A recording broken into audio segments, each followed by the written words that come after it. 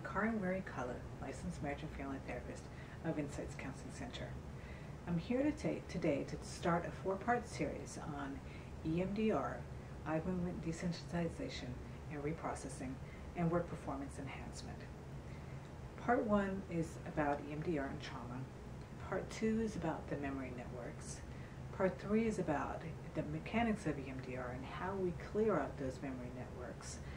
And Part 4 is about the mindset of excellence and how I use EMDR for work performance enhancement.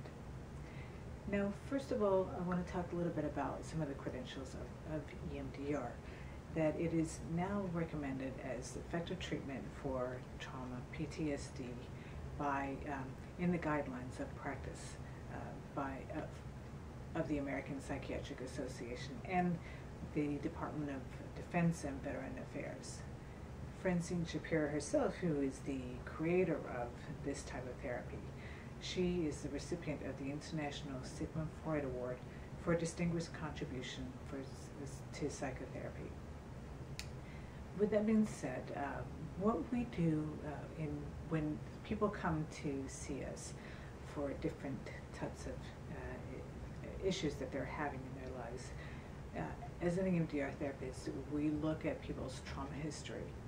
And when we talk about trauma, we talk about big T traumas and little t traumas.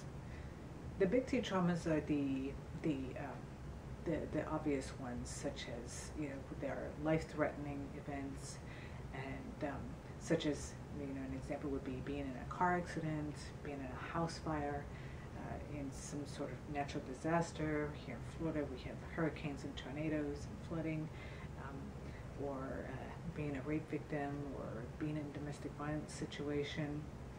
Those are all life-threatening types of situations that can cause long-term effects, such as having nightmares, anxieties that are generalized to other situations, and exaggerated startle responses and those types of PTSD symptoms. With the little t events, what we're talking about are events that we've all been through them and continue to happen for the most part throughout our lives, but situations that were embarrassing, where maybe other people respond in a way, or where we end up feeling badly about ourselves. So, for example, being teased or harassed, both those things happen both as we're children and as adults. Or being in a verbally abusive relationship,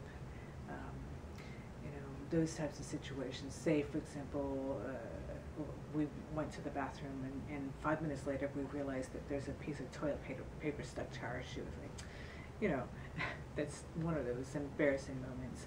Or maybe we're having a presentation and somebody's talking in the background or snickering, and we attribute that to, oh my gosh, they're talking about me. And so those are kind of small t traumas, what we call small t traumas. And we tend to kind of minimize the effect that those have.